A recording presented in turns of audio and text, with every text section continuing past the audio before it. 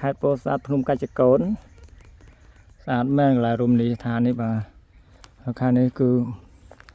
នោះបាតដៃទៅធំបាតដៃព្រះយូឡាយឥឡូវខ្ញុំពងរីកបាទនេះបាទធំណាស់នេះខាងនេះអូមានរូបច្រើនណាស់នៅទីនេះហើយដូចជារមណីយដ្ឋាននេះពូឲ្យបងពូណានេះបាទនេះបាទខ្ញុំឆ្ងល់ដែរថានេះវាជិះទៅវាតែមានមុខណាអញ្ចឹងមានចាយមានអីខាងលើចឹងណានោះនេះសត្វហងបងខ្ញុំប្រាប់បងឯងមួយហើយឆ្លាក់នេះឆ្លាក់គេហៅចម្លាក់លៀនណា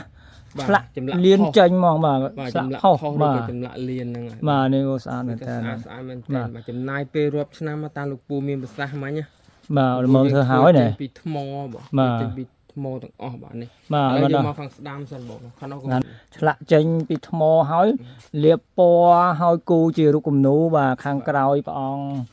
ផ្ទុំហ្នឹងបាទជារូបដូចនឹកផ្ទុំនៅក្រោមដើមពោអញ្ចឹងណានេះបាទហើយមាននៅកន្លែងព្រះអង្គផ្ទុំហ្នឹងគឺនេះគេថារាំងភ្នំបងនេះនៅកន្លែងចុងចិត្តប្របាទនេះបាទរាំងភ្នំនេះរាំងភ្នំពិតប្រកបនេះនៅលើអូនេះបាទនេះរាំងភ្នំនៅខាងក្រោយនេះមានយន្តហោះមានអីនេះកន្លែងដូចគេហៅថាចូលដល់តំបន់កន្លែងគេរស់នៅអញ្ចឹងណាអូនេះទីគេខាត់បាត់ដំបងជានិយាយពេញពីស្នេះអូនេះរមណីយដ្ឋានមកចឹងនេះអូនេះតែនិយាយថាមានរូបដំណាក់នៅក្នុងសត្វគ្រប់សពបែបយ៉ាងហ្នឹងនេះអូហើយយន្តហោះហើយបាទយន្តហោះអូនេះទៅរៀងពីកប៉ាល់ហ្នឹងនេះបាទនេះក្បាលកប៉ាល់បាទឡើយនេះថាមានសត្វគ្រប់សពឡើយហ្នឹងហ្នឹងហើយក្នុងហ្នឹងហើយបាទចូលទៅក្នុងបាទស្អាតចូលទៅគេយកលុយហ៎បាទយកបាទឡើងស៊ីទៅបាទចូលទៅយើងចូលក្នុងហ្នឹងទៅហ៎អូក្នុងហ្នឹងហ៎អូតើកັບតវ៉ាទៅយ៉ាងពូដាក់កម្មការទៅគេថាមិនចប់ទេតែអត់បុនទៅអូមិនកាប់ទេបាទសុំតែលុយយើងម៉ានទេយ៉ា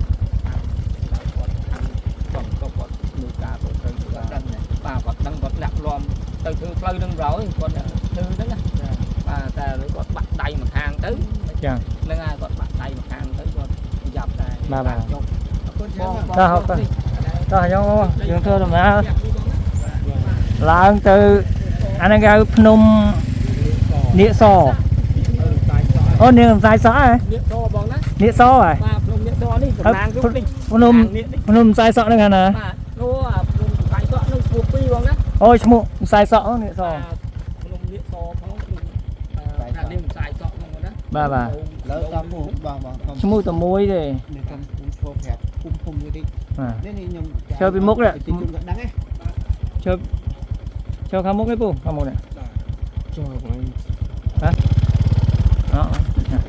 លុបទៅបាទជំរាបសួរបងបាទហើយនៅទីនេះពូនិយាយចឹងអញហៅបងក៏បានពូក៏បានដែរណាបាទហ្នឹងហើយបងហ្នឹងហើយនៅនេះគេហៅអីគេដែរកន្លែងនេះកន្លែងលេងនេះកន្លែងនេះវាបើនិយាយពីកន្លែងនេះវិញប្រវត្តិសាស្ត្របងបាទទីរមណីយដ្ឋានប្រវត្តិសាស្ត្ររមណីយដ្ឋានភ្នំនៀកសភ្នំនៀកសបាទអាហ្នឹងបើនិយាយពីប្រវត្តិសាស្ត្រវិញបងណាបាទហ្នឹងហើយនិយាយពីគោលដៅប្រវត្តិសាស្ត្រប្រវត្តិភ្នំវិញបាទនេះទីនេះបងផែនទីសញ្ញាបាទនៅខាងក្រោយហ្នឹងហើយផែនទីណាលុប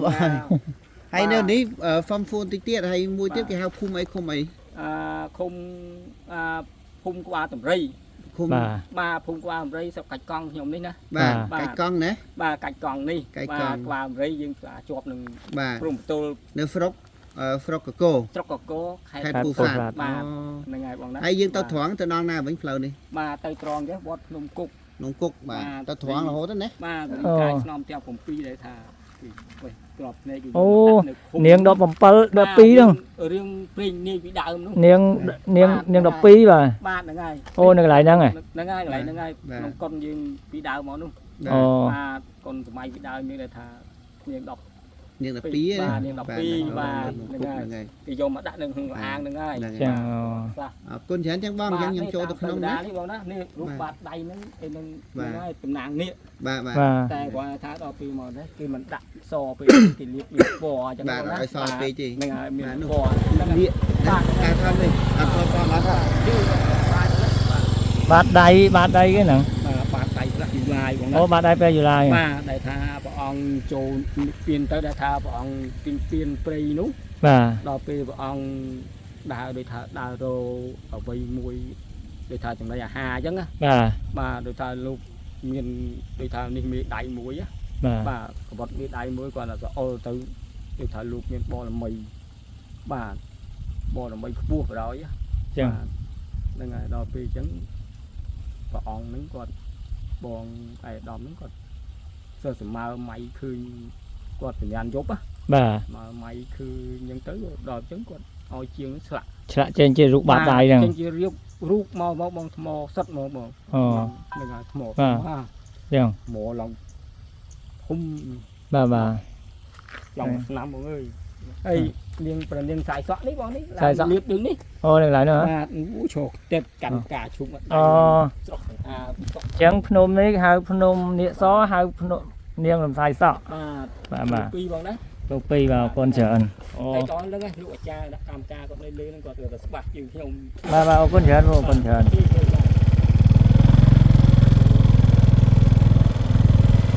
អូរឿងរ៉ាវហើយ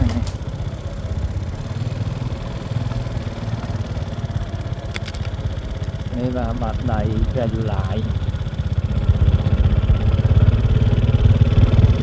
ធំណាស់ដៃហើយសេះសហើយខាងនេះនាងខ្សែសក់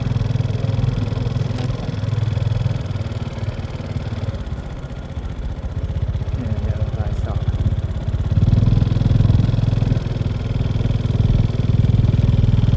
តែមើលបានក្រៅចូលថតហើយថតលោកគេ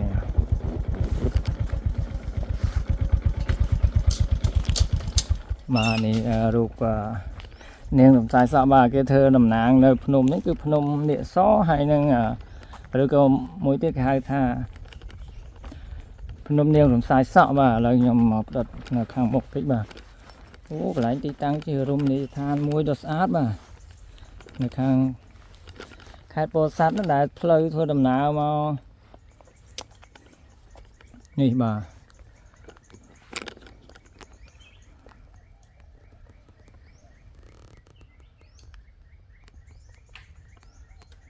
ខេត្តពោធិ៍សាត់ភ្នំកាច់កូនស្អាតមែនកន្លែងរមណីយដ្ឋាននេះបាទហើយខាងនេះគឺនោះបាតដៃដ៏ធំបាតដៃព្រះយូឡាយឥឡូវខ្ញុំពងរីកបាទនេះបាទធំណាស់ហើយបន្តិចទៀតហ្នឹងខ្ញុំធ្វើដំណើរឡើងឆ្ពោះទៅហៅថាកំពូលភ្នំនាគសបាទអូខាងនោះគឺមានព្រះអង្គមួយអង្គហៅព្រះអង្គ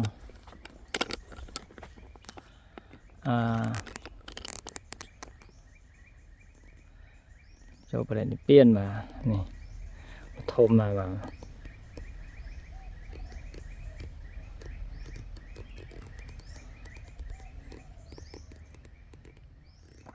វិញនិយាយទៅទឹកដីខេត្តកំពង់ឆ្នាំងជាប់នឹងពោធិ៍សាត់នោះគឺមានរឿងរ៉ាវច្រើនបាទប្រវត្តិសាស្ត្ររឿងប្រវត្តិសាស្ត្រច្រើនមែនតើ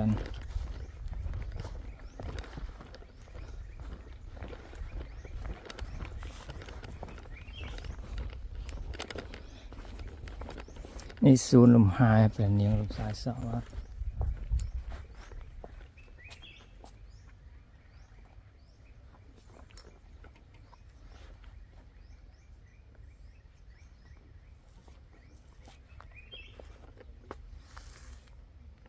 បាទហើយនេះគឺជាផ្លែមង្ឃុតបាទដែលធ្វើអំពីថ្មបាទ មានច្រើនមករូបជាមួយខ្ញុំនឹងផ្ដិតយកទស្សនភាពខាងក្នុងទៀតបាទធ្វើដំណើរទៅខាងលើ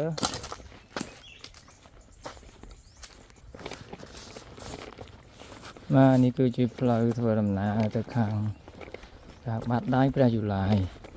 ធំមែនតើបាតដៃហើយលោកពូគាត់បានរៀបរាប់មិញអញ្ចឹងនៅខាងមុខន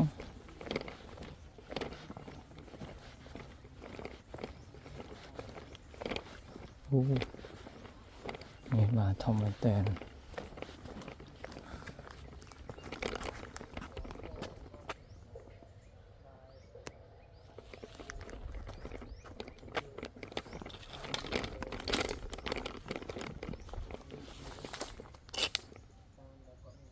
ថ្មឲ្យដាច់ហើយបានគេដាប់ឲ្យឃើញស្នាមនេះស្នាមឆាបអត់ហ្នឹងអូដាប់ហើយដល់ចេញហើយបានគេលាបថ្នាំណែឲ្យចេញពណ៌នេះនេះថ្មកមួនថ្មសលៀងហ្នឹងថ្មសលៀងណាបានហ្នឹងថ្មកមួនចេះប៉ុន្តែមិនពណ៌ផ្សេងគ្នាខ្លះពណ៌ក្រហមហ៎បនភ្នំបាទហ្នឹងថ្មសលៀងអូពោធិ៍សាត់គេថាសបោថ្មហ្នឹងបាទហ្នឹងមកជួពោធិ៍សាត់បាទសបោចុះថ្មនេះដុសនៅនេះហ្មងឬក៏គេលើកមកដាក់ណែទៅតាមអូមានធម្មជាតិនៅនឹងសុទ្ធបងដូចបងសួរលោកពូមិញបាទនៅខាងមុខមិញហ្នឹងបាទអូនេះក៏ដាប់ដែរដាប់ចេញជារូបពស់ដាប់ចេញពីថ្មមកទៅដល់បាទអូនេះចេញជារូបពស់គាត់ថានេះអូនេះហ្នឹងគឺកើតចេញពីការយល់សពរបស់លោកពូដែលយើងជួបនៅមុខកន្លែងអូមើលទៅខាងមានថតមើលក្បាលពោះក្បាលមើលគឺជាការយល់សពការសម័យក៏គាត់ក៏បានបាទយកមកធ្វើហេពោះណានេះមើលគាត់ថាតំណាងនាគសតំណាងនាគអូគេថាចឹងមកកន្លែងនេះគេដាក់ភ្នំនាគបាទគាត់ថាកន្លែងហ្នឹងគឺនាគសនេះតែបើពោះសួរថាមានចាយដល់ថ្ងៃមើលចាប់ដល់នោះមានចាយពោះក៏មានណាបាទនេះមានចាយជុំក្បាលសក់ផងខាងឬក៏ពីរកតុយជួបគ្នា2អូបាទតែសឲ្យមកខាងនេះទៀតនេះខាងនេះអូមានរូបច្រើនណានៅទីនេះហើយដូចជារមណីយដ្ឋាននេះពូឲ្យបងពូណានេះបាទនេះបាទខ្ញុំឆ្ងល់ដែរថានេះវាទៅវាតែតែមានមុខណាអញ្ចឹងមានចាយមានអីលើអញ្ចឹងណានោះនេះសត្វហងបងខ្ញុំប្រាប់បងឯងមួយកាលពេលខ្ញុំទៅពោះសាច់ខ្ញុំតែងតែទៅសួរអ្នកដែលជួបពោះជួបសត្វជួបអីចឹងណាអ្នកដែលដឹងប្រវត្តិចាស់គាត់ថាធ្លាប់ជួបពិតហ៎បងនៅនឹងបាតជួបនេះនៅនឹងបាតនេះមានចាយគាត់លឹបទឹកទៅគាត់លឹបទឹកអ្នកលឹបទឹកចាក់ថៃលឹបទឹកទៅដល់បាតស្ទឹងហ្នឹងទៅដល់បាតស្ទឹងទៅដល់ឃើញមានចាយហ្មងនៅបាតនៅក្នុងទឹកហ្នឹងបាទឃើញមានចាយគាត់ថាដូចអារូបដែលយើងធ្វើនៅខាងហ្នឹងដូចគ្នាហ្មងឃើញពិតហ្មងនៅក្នុងទឹកតែមកអ្នកលឹបចាក់ត្រីមិនមែនសម័យអ្នកលឹបចាក់ត្រីគេពាក់អាវ៉ែនតាទឹកទៅមើលត្រីបាទដល់ពេលលឹបទៅឃើញហ្មងដល់ឃើញនេះហ្នឹងគាត់លែងទៅឡើងនឹងរហូតហ្មងបាទស្ដែងហ្មងឃើញស្ដែងពេកហ៎បាទមែនតើគាត់រៀងលែងទៅឡើងនឹងរហូតអូនេះនៅក្រោមទឹកណាបានន័យថាអត់ត្រូវចេញមកក្រៅទេមិនអញ្ចឹងនៅក្នុងទឹកបាទនៅក្នុងទឹកបាទក្នុងទឹកហ្នឹងបាទហើយនេះមានហងនេះបងបាទហងហើយនេះសុទ្ធតែគេហៅថាសុទ្ធតែជាថ្មហ្មងណាដុំថ្មឆ្លាក់ចេញចាក់ឆ្លាក់ចេញពីថ្មហ្នឹងហ្មងបាទអូអានេះហងក្រាបមែនហងបាទថ្មនេះគឺថ្មគេហៅថ្មថ្លើមដើកណាថ្មថ្លើមដើកបាទអូអញ្ចឹងមកគេថានៅវត្តសតហ្នឹងដែលយកមកធ្វើចែកដីហ្នឹងគឺថ្មថ្លើមដើកហ្នឹងបាទយកមកលាយជាមួយនឹងថ្មបាយក្រៀមហ្នឹងដើម្បីធ្វើចែកដីបាទហើយថ្មហ្នឹងគេថាត្រូវទឹកភ្លៀងកាន់តែត្រូវកម្ដៅកាន់តែត្រូវបាទត្រូវកាន់តែក្ដៅកាន់តែមាំបាទកាន់តែរឹងបាទហើយបើត្រូវទឹកភ្លៀងនេះវិញហ៎មានអីខ្លះទៀតនោះច្រើនអូនៅនេះដូចជានៅក្រោមនេះមិនតាន់ទៅដល់ភ្នំប៉ុន្តែដូចមានថ្មម្ដុំអញ្ចឹងណាសិតតែថ្មបាទថ្មនេះបាទតែរូបនេះមើលទៅសិតតែជាការសម័យការដូចផ្លូវក្នុងយល់សពនិយាយមែនបាទគាត់ឲ្យធ្វើនេះអញ្ចឹងដល់ហើយគាត់បាទគាត់មករៀបចំធ្វើអូនេះដូចជារូបសំណាក់ស្ដេចហ៎បង ដឹងរូបកំណាក់ស្ដាច់អីវាអត់ឃើញដាក់ឈ្មោះអត់ឃើញដាក់ឈ្មោះយើងអត់ដឹងដែរ មើលទៅបើចេញវាមកនេះមានកប៉ោយពីលើ អូមែនអ៊ីស្ទីកប៉ោយក៏សក់តាតែជួនកាមើលទៅដូចស្តៀងណាស់ណែបាទតែយើងអត់ដឹង ឈ្មោះឥឡូវយើងមិនអាច បាទរូបកំណាក់អ្វីទេបាទអូនៅក្នុងនេះគឺ អូ មើលទៅស្អាតណាស់បាទ នេះមានផ្ទះបុរាណនេះ ទីខ្មែរ ផ្ទះខ្មែរ អ่า ហើយនោះក៏នោះរូបសំណាក់អីនោះបង សឹងតែគេសឹង រូបធំនេះរូបភព អូរូបពិភពលោក រូបភូកូល រូបផែនដី នេះភូកូល អ่า ភូកូលផែនដីនេះ នេះធ្វើពីដែកទេណាមិនមែនធ្វើពីថ្មទេ បាទនេះ នេះ នេះកន្លែងទីតាំងប្រទេស ផែនទីប្រទេសកម្ពុជាអានេះមកពិភពលោកហ៎ បាទភូកូលចាគេថាភូកូលនេះធ្វើពីដែកអូមកផ្សារដែកជាប់គ្នាបាទក៏ទៅលាក់ខ្លួននៅតំបន់ភ្នំហ្មងបាទដែរដឹងនេះមិនដឹង បាទនេះតាមពិតត ការរៀបចំ បើសិនជាមានការ រមណីយដ្ឋានស្អាតមែនតើ ស្អាតអញ្ចឹងគួរផ្សព្វផ្សាយដើម្បីឲ្យ បាទ អឺភ្ញៀវទេសចរគាត់បានមកលេងណានៅតំបន់ ថ្ងៃជប់សម្រាប់ បាទជប់សម្រាប់គួរមកលេងនៅតំបន់នេះ ចានៅនេះ អូមែន ដើម្បីតែយើងនឹង យើងទៅមកផង ទឹកតែស្គាល់ បាទ នេះមានសត្វស្ទឹងនេះ សត្វស្ទឹងនេះ កា ដឹងដាក់វាអត់ស្គាល់ឡើយនេះកាច្រើនតែអត់ឃើញផ្លែ ណៃ ដល់ឥឡូវយើងធ្វើដំណើរទៅលើនោះឮថានៅកំពូលភ្នំនេះស បាទ ពូទៅដល់លើអូនៅក្នុងនេះគឺនិយាយទៅមានរូបសំណាក់ច្រើនណា ច្រើនហើយសត្វទីការសម័យរបស់ មិនសម័យទេការយកសពគេមកបញ្យល់សពបាទ យកសពឲ្យរៀបចំ បាទរៀបចំធ្វើជារូបសំណាក់ផ្សេងទីហ្នឹងវាដូចធ្លាប់មានប្រវត្តិសាស្ត្រ វត្តសាសហ្នឹងហើយ ចំការពីមុនមកតែវាដូចថាបាត់ផុសតាំងនឹងអស់ ហ្នឹងហើយតែវាអញ្ចឹងហើយបានគេមកបញ្យល់សពដើម្បីឲ្យធ្វើឡើងវិញណា បាទ បាទ ណ៎ខាងណ៎រូបសំណាក់ ពុទ្ធចូលព្រះនិព្វាន អូ ហើយនឹង អំពីថ្មដែរនោះ ស្ដាប់ពីថ្មទាំងអស់នេះ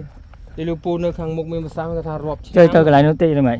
បាទតោះ ចូលហើយមកតាមនេះបាន បាត់សិនចាំទៅ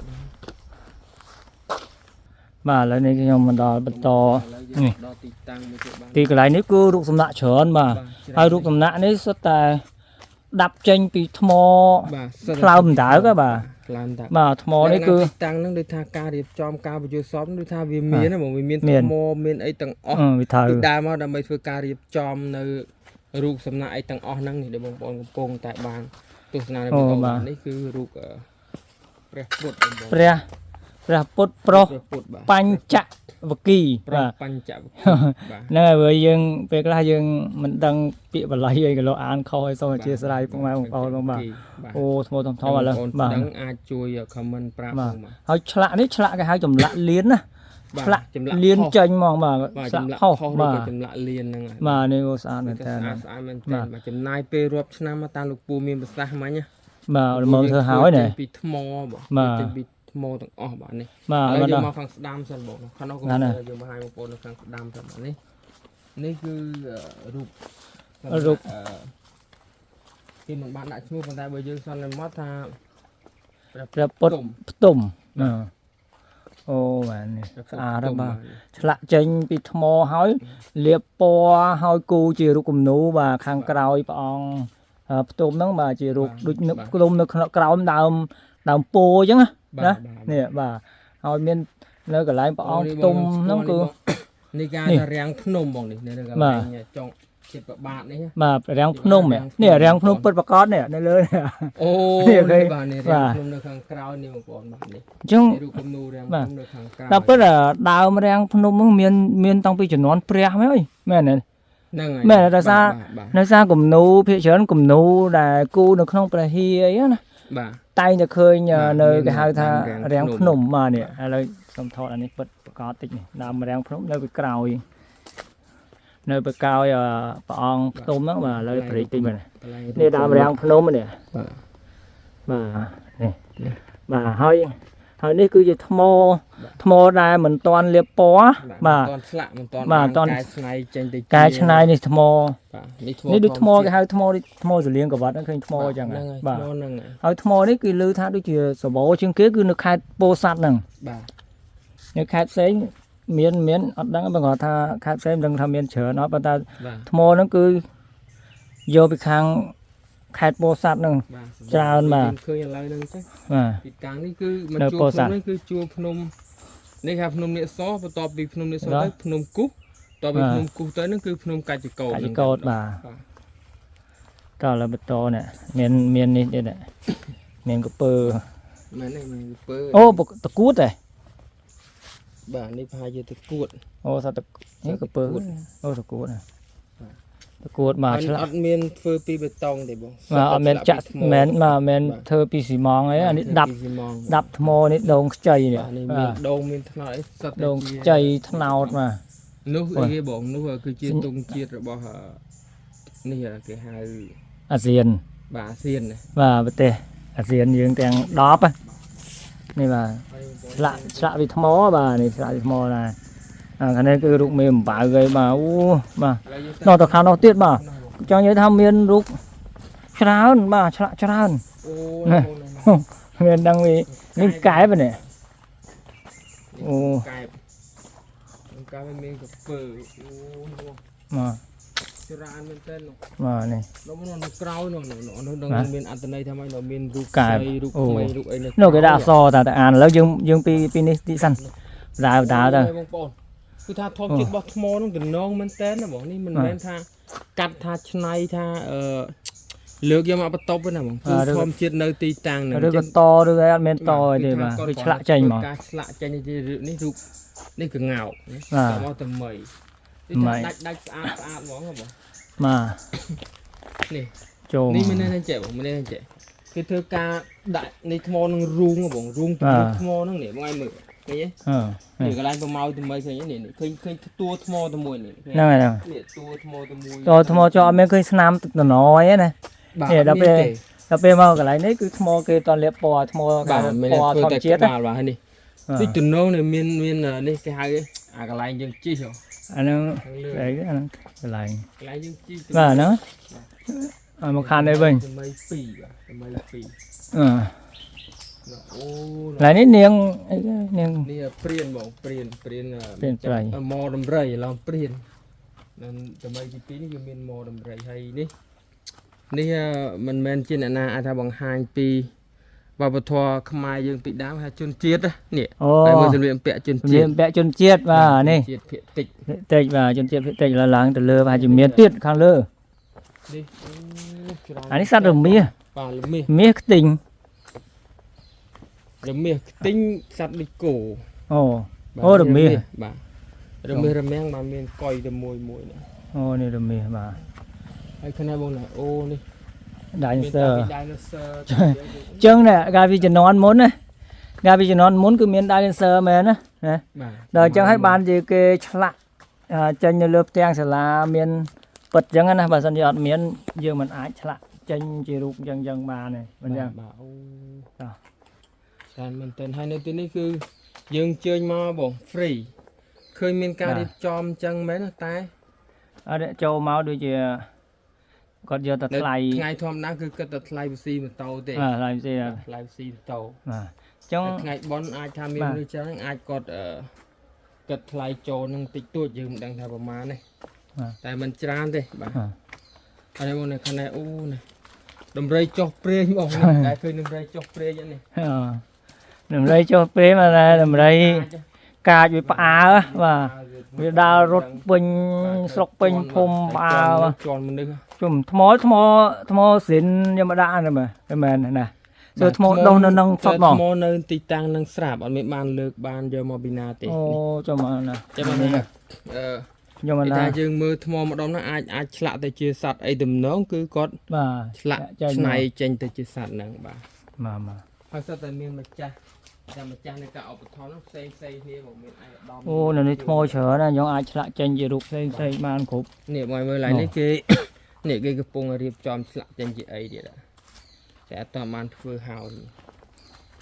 តែវីដេអូយើងមិនដែររៀងវែងឬក៏មិនបញ្ចប់មួយហ្នឹងហើយមានបន្តទៀត និយាយទៅប៉ុណ្ណឹងចប់មួយ nó khá bóng tiêu nổ rồi còn nặng bột đó nổ cho ráo nó nổ nụ cho ráo nó còn nặng nó lấy ở chở nó sợ bị thô mà chân này ở đây này nhom tròn mà ở đây mẹ video này cứ xong mà mình chọn thầm này mà bật to thì là mình cũng nói về những cái cái lô mẹ video mới tiết vào anh ấy mẹ nấu này anh ấy chừng nón cái hai ta mình nước để chặt chiết ca từ vốn á như là mình nước dương và nè ca từ vốn cứ ắt chết liệt bẹ nó là lấy đôi cái hai tháng đôi ca từ vốn mình nước dương ca mà đôi hiện đôi spa miền rô miền ấy nữa rồi dụ máu bị bọt màu chỉ mình nước này đôi cái dạ dụ kẹt thô rồi linh á cái hai nó mà ôi thô này thô mà chả thô tao ó sơ chả tranh chịu được riêng nơi rút sạch xem đó đại cho nơi sọc mai dương mong đại miền á bà cứ miền nơi nông phun cái hai tha phun địa so này mong bà cứ chi việc này rồi này nữa tháp bẩn nước ô nôm địa so ai đom anh còn thìa nông lông chim tiêu cào bọc pha rọt còn nè đại nè bắt đàm này ca đàm cũng nứt mà điệp chòm mà này là dương lạ bà nên cái đó có một quạt bà này trong này ô mồ mền gần lục lên đi bọc lại dương mau công sản số cao thọt rụng mà ngày nữa chân dương chơi mà phơi càng khéo tí hơi dương một chóp video này môi xanh hơi từ giờ mà tôi mà khán này ngày bên ôi bọn này miền rục bột này hai bột bột đấy phay bột phay và phay này là anh hay sao là lạm pi thmo từng ở bà một bò miền là phơi pi bê tông phơi mà mình chạ pi xi măng ấy là sơ thmo phun mà lúc xong ấy cái xong sang rồi này xong hồi miền hút tụm nã chả hơn tiết bà rút sạch chả tiết bà phần đa Việt Âu này cứ nhom xong mình chọn tầm phần này bà chỉ mới nhom nâng mình to nơi Việt Âu thay tiết hả ta nâng miền rút ở với xây tiết đó nè dân chăm tu sanh đó nè bà xong một con xong rồi